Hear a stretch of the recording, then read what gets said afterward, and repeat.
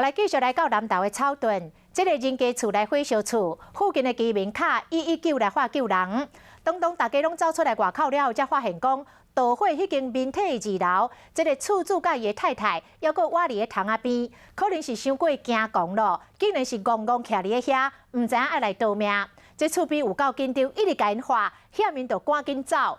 加在消防队及时赶到位，甲1楼的铁门甲击开，冲入去，甲2阿某救出火困。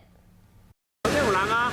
楼仔厝开始大火，直直庆烟，厝主和太太2阿某伫2楼，唔知影要安怎。来开门啊！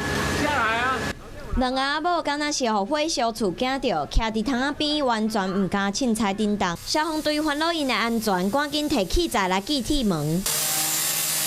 消防队甲2阿某救出来，好佳在人无代志。台电人员嘛到场，初步研判是1楼电线导火。1楼的部分的话是好像是有种电蚊香，还是其他一些电器所发生的一些是说短路现象，引起的火灾。火烧厝发生伫南投草屯镇，当时2阿某困伫2楼，发现1楼大火时阵，规间厝已经阴碰碰。